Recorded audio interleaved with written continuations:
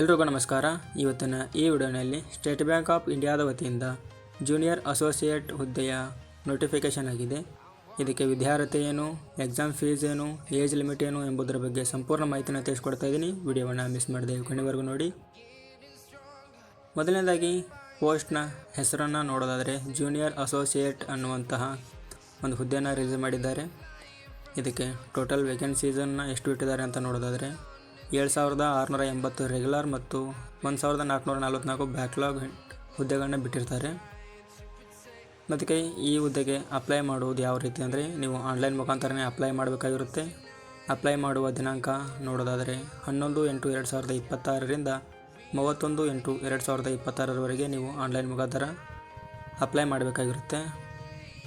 ಮತ್ತು ಈಗಾಗಲೇ ಅವರು ಪ್ರಿಲಿಮ್ಸ್ ಎಕ್ಸಾಮ್ ಡೇಟನ್ನು ರಿಲೀಸ್ ಮಾಡಿದ್ದಾರೆ. ಸೆಪ್ಟೆಂಬರ್ 2026ರಲ್ಲಿ ನಡೆಯಲಿವೆ ಹಾಗೂ ಮೇನ್ಸ್ ಎಕ್ಸಾಮ್ ಕೂಡ ನವೆಂಬರ್ 2026ರಲ್ಲಿ ನಡೆಯಲಿವೆ. ಈ ಹುದ್ದೆಗೆ ಅಪ್ಲೈ ಮಾಡಲು ಎಕ್ಸಾಮ್ ಫೀಸ್ ಎಷ್ಟಿರುತ್ತೆ ಅಂತ ನೋಡೋದಾದರೆ ಜನರಲ್, OBC ಮತ್ತು EWS ಕ್ಯಾಂಡಿಡೇಟ್ಗಳಿಗೆ 750 ಇರುತ್ತೆ ಹಾಗೂ SC ST PWD ಹಾಗೂ ಇತರೆ ಅಭ್ಯರ್ಥಿಗಳಿಗೆ ಯಾವುದೇ ರೀತಿಯ ಫೀಸ್ ಇರೋದಿಲ್ಲ. ಮತ್ತು ಈ ಹುದ್ದೆಗೆ ಅಪ್ಲೈ ಮಾಡಲು ಏಜ್ ಲಿಮಿಟನ್ನು ನೋಡೋದಾದರೆ ಕನಿಷ್ಠ 20 ವರ್ಷ ಹಾಗೂ ಗರಿಷ್ಠ 28 ವರ್ಷಗಳನ್ನ ನಿಗದಿಪಡಿಸಿರ್ತಾರೆ ಹಾಗೂ ಏಜ್ ರಿಲ್ಯಾಕ್ಸೇಷನ್ ಕೂಡ ಇರುತ್ತೆ. ಅದನ್ನು ಮುಂದೆ ತಿಳಿಸ್ಕೊಡ್ತಾ ಇದ್ದೀನಿ.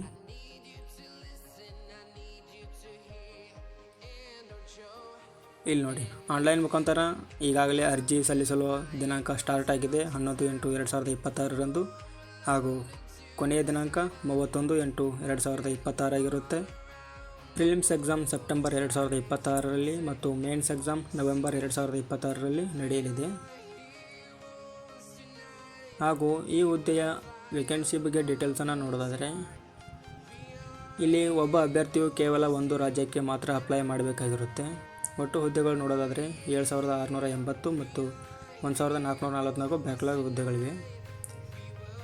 ಇಲ್ಲಿ ನೋಡ್ಬೋದು, ಒಬ್ಬ ಅಭ್ಯರ್ಥಿ ಕೇವಲ ಒಂದು ರಾಜ್ಯಕ್ಕೆ ಮಾತ್ರ ಅಪ್ಲೈ ಮಾಡಬೇಕಾಗಿರುತ್ತೆ. ಇದರಲ್ಲಿ ನಮ್ಮ ಕರ್ನಾಟಕಕ್ಕೆ ನೋಡೋದಾದರೆ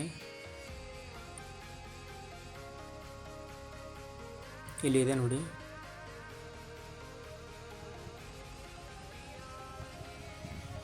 ಕರ್ನಾಟಕಕ್ಕೆ ಒಟ್ಟು 760 ಹುದ್ದೆಗಳನ್ನು ಬಿಟ್ಟಿರ್ತಾರೆ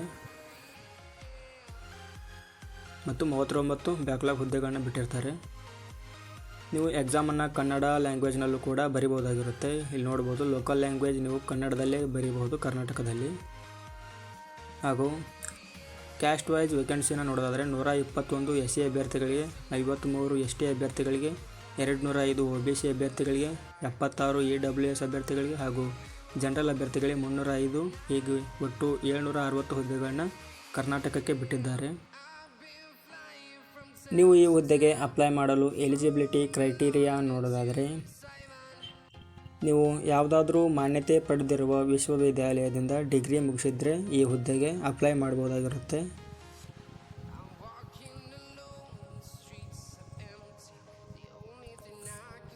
ಹಾಗೂ ಈ ಹುದ್ದೆಗೆ ಅಪ್ಲೈ ಮಾಡಲು ಏಜ್ ಲಿಮಿಟನ್ನು ನೋಡೋದಾದರೆ ನೀವು ಕನಿಷ್ಠ 20 ವರ್ಷ ಪೂರೈಸಿರಬೇಕಾಗಿರುತ್ತೆ ಹಾಗೂ ಗರಿಷ್ಠ 28 ವರ್ಷಗಳ ಒಳಗಿನವರು ಆಗಿರಬೇಕಾಗಿರುತ್ತೆ. ಹಾಗೂ ಅದೇ ರೀತಿ ಕೆಲವು ಕ್ಯಾಸ್ಟ್ ವೈಸ್ ಏಜ್ ರಿಲ್ಯಾಕ್ಸೇಷನ್ ಕೂಡ ಇರುತ್ತೆ. OBCನವರಿಗೆ 3 ವರ್ಷ, SC ST ಅವರಿಗೆ 5 ವರ್ಷ, PWD ಜನರಲ್ನವರಿಗೆ 10 ವರ್ಷ, PWD OBCನವರಿಗೆ 13 ವರ್ಷ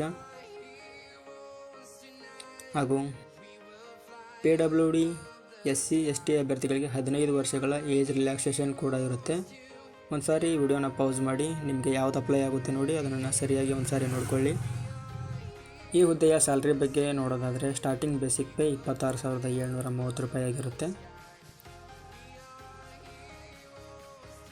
ಹಾಗೂ ಈ ಹುದ್ದೆಗೆ ಅಪ್ಲಿಕೇಶನ್ ಫೀಸ್ ಇನ್ನೊಂದು ಸಾರಿ ನೋಡೋದಾದರೆ SC ST PWD ಕ್ಯಾಂಡಿಡೇಟ್ಸ್ಗಳಿಗೆ ಯಾವುದೇ ರೀತಿಯ ಫೀಸ್ ಇರೋದಿಲ್ಲ.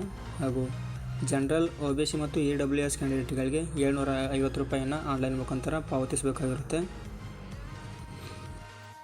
ಈ ಹುದ್ದೆಗೆ ಸೆಲೆಕ್ಷನ್ ಪ್ರೋಸೆಸ್ ಯಾವ ಥರ ಇರುತ್ತೆ ಅಂತ ನೋಡೋದಾದರೆ ಮೊದಲನೇದಾಗಿ ಪ್ರಿಲಿಮ್ಸ್ ಎಕ್ಸಾಮ್ ಇರುತ್ತೆ. ನೀವೇನಾದರೂ ಪ್ರಿಲಿಮ್ಸ್ ಎಕ್ಸಾಮ್ ಕ್ಲಿಯರ್ ಮಾಡಿದರೆ ಮೇನ್ಸ್ ಎಕ್ಸಾಮ್ ಇರುತ್ತೆ. ನೀವು ಆಯ್ಕೆ ಮಾಡಿರುವ ಲೋಕಲ್ ಲ್ಯಾಂಗ್ವೇಜ್ನಲ್ಲೇ ಎಕ್ಸಾಮ್ ಬರಿಬೋದಾಗಿರುತ್ತೆ. ಹಾಗೂ ಮೊದಲನೇದಾಗಿ ಪ್ರಿಲಿಮ್ಸ್ ಎಕ್ಸಾಮ್ ಸಿಲೆಬಸ್ನ ನೋಡೋದಾದರೆ ಇಂಗ್ಲೀಷ್ ಲ್ಯಾಂಗ್ವೇಜ್ ಇರುತ್ತೆ, ಒಟ್ಟು 30 ಮಾರ್ಕ್ಸಿಗೆ ಇರುತ್ತೆ. ನ್ಯೂಮೆರಿಕಲ್ ಎಬಿಲಿಟಿ ಇರುತ್ತೆ 35 ಮಾರ್ಕ್ಸಿಗೆ. ರೀಸನಿಂಗ್ ಎಬಿಲಿಟಿ ಇರುತ್ತೆ 35 ಮಾರ್ಕ್ಸ್ಗೆ. ಒಟ್ಟು 100 ಅಂಕಗಳಿಗೆ ಪ್ರಿಲಿಮ್ಸ್ ಎಕ್ಸಾಮ್ ನಡೆಯುತ್ತೆ. 1 ಗಂಟೆಗಳ ಕಾಲಾವಕಾಶ ಇರುತ್ತೆ.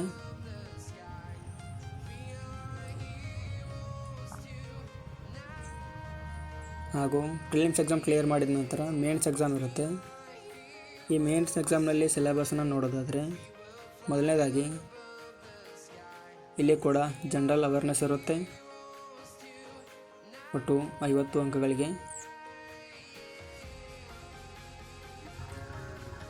ಹಾಗೂ ಜನರಲ್ ಇಂಗ್ಲೀಷ್ ಇರುತ್ತೆ 40 ಅಂಕಗಳಿಗೆ. ಕ್ವಾಂಟಿಟೇಟಿವ್ ಆಪ್ಟಿಟ್ಯೂಡ್ ಇರುತ್ತೆ 50 ಅಂಕಗಳಿಗೆ. ರೀಸನಿಂಗ್ ಇರುತ್ತೆ ಮತ್ತು ಅದರ ಜೊತೆಗೆ ಕಂಪ್ಯೂಟರ್ ಆಪ್ಟಿಟ್ಯೂಡ್ ಇರುತ್ತೆ 60 ಅಂಕಗಳಿಗೆ. ಒಟ್ಟು ಇಲ್ಲಿ 200 ಮಾರ್ಕ್ಸಿಗೆ ಇರುತ್ತೆ. ಒಟ್ಟು 200 ಮಾರ್ಕ್ಸ್ಗೆ ಸಮಯ ನೋಡೋದಾದರೆ 2 ಗಂಟೆ 40 ನಿಮಿಷಗಳ ಕಾಲಾವಕಾಶ ಇರುತ್ತೆ 200 ಮಾರ್ಕ್ಸ್ಗೆ ಉತ್ತರಿಸಲು. ಹಾಗೂ ನೆಗೆಟಿವ್ ಮಾರ್ಕಿಂಗನ್ನು ನೋಡೋದಾದರೆ 1/4 ನೆಗೆಟಿವ್ ಮಾರ್ಕಿಂಗ್ ಕೂಡ ಇರುತ್ತೆ. ಮೇನ್ಸ್ ಎಕ್ಸಾಮ್ನಲ್ಲಿ ಆಯ್ಕೆಗೊಂಡ ಅಭ್ಯರ್ಥಿಗೆ ಕೊನೆಯದಾಗಿ ಲೋಕಲ್ ಲ್ಯಾಂಗ್ವೇಜ್ ಪ್ರೊಫಿಷಿಯನ್ಸಿ ಟೆಸ್ಟ್ ಇರುತ್ತೆ. ಇದು ಯಾರಿಗೆ ಇರುತ್ತೆ ಅಂದರೆ ಯಾರು 10ನೇ ತರಗತಿ ಅಥವಾ 12ನೇ ತರಗತಿಯಲ್ಲಿ ಕನ್ನಡವನ್ನು ಒಂದು ವಿಷಯವಾಗಿ ಅಧ್ಯಯನ ಮಾಡಿಲ್ಲವೋ ಅಂಥವ್ರಿಗೆ ಈ LLPT ಅನ್ನೋ ಟೆಸ್ಟ್ ಇರುತ್ತೆ. ಈ ಎಕ್ಸಾಮ್ನ ಪ್ಯಾಟರ್ನ ನೋಡ್ಕೊಳ್ಳಿ. ನಾನ್ ವರ್ಬಲ್ ಟೆಸ್ಟ್ ಇರುತ್ತೆ. ಆಬ್ಜೆಕ್ಟಿವ್ ಮತ್ತು ಸಬ್ಜೆಕ್ಟಿವ್ ಟೈಪ್ ಇರುತ್ತೆ. ಒಟ್ಟು 3 ಪ್ಯಾಸೇಜ್ಗಳನ್ನ ನೀಡಿರ್ತಾರೆ. ಈ ಎಕ್ಸಾಮ್ ಒಟ್ಟು 20 ಮಾರ್ಕ್ಸ್ಗೆ ಇರುತ್ತೆ. ಇದು ಕೇವಲ ಕ್ವಾಲಿಫೈಯಿಂಗ್ ಆಗಿರುತ್ತೆ. ಯಾರು 10ನೇ ತರಗತಿ ಅಥವಾ 12ನೇ ತರಗತಿಯಲ್ಲಿ ಕನ್ನಡವನ್ನು ಕಲ್ತಿಲ್ಲ ನೋಡಿ ಅವರಿಗೆ ಈ ಎಕ್ಸಾಮ್ ಇರುತ್ತೆ. ಇನ್ನು ಈ ಹುದ್ದೆಗೆ ಎಕ್ಸಾಮ್ ಸೆಂಟರ್ಸ್ಗಳನ್ನ ನೋಡೋದಾದರೆ ಕರ್ನಾಟಕದಲ್ಲಿ ಎಕ್ಸಾಮ್ ಸೆಂಟರ್ ಎಲ್ಲೆಲ್ಲಿ ಇದ್ದಾವೆ ಅಂತ ನೋಡೋದಾದರೆ ಇಲ್ಲಿ ನೋಡ್ಬೋದು. ಕರ್ನಾಟಕದಲ್ಲಿ ಬೆಂಗಳೂರು, ಬೆಳಗಾವಿ, ಕಲಬುರಗಿ, ಹುಬ್ಬಳ್ಳಿ, ಧಾರವಾಡ, ಮಂಗಳೂರು, ಮೈಸೂರು, ಶಿವಮೊಗ್ಗ ಮತ್ತು ಉಡುಪಿಯಲ್ಲಿ ನೀವು ಎಕ್ಸಾಮ್ ಬರೀಬೋದು. ನಿಮಗೆ ಯಾವುದೇ ಸಮೀಪ ಆಗುತ್ತೆ ನೋಡಿ ಅಲ್ಲಿ ಅಪ್ಲೈ ಮಾಡುವಾಗ ನಿಮ್ಮ ಸಮೀಪದ ಎಕ್ಸಾಮ್ ಸೆಂಟರ್ನ ಆಯ್ಕೆ ಮಾಡಿಕೊಳ್ಳಿ. ಇದಾಗಿತ್ತು SBIನ ಹುದ್ದೆಗಳ ಬಗ್ಗೆ ಮಾಹಿತಿ. ಇದೇ ರೀತಿ ಜಾಬ್ ರಿಲೇಟೆಡ್ ಮಾಹಿತಿಗಳಿಗಾಗಿ ಚಾನಲ್ನ ಸಬ್ಸ್ಕ್ರೈಬ್ ಮಾಡ್ಕೊಳ್ಳಿ. ಹಾಗೂ ನಿಮ್ಮ ಫ್ರೆಂಡ್ಸ್ ಯಾರ್ದೆಲ್ಲ ಡಿಗ್ರಿ ಮುಗಿದಿದೆ ನೋಡಿ ಅವರಿಗೆ ತಪ್ಪದೇ ಈ ವಿಡಿಯೋನ ಶೇರ್ ಮಾಡಿ. ಏನೇ ಡೌಟ್ಸ್ ಇದ್ದರೂ ಕಮೆಂಟ್ ಮಾಡಿ. Thank you.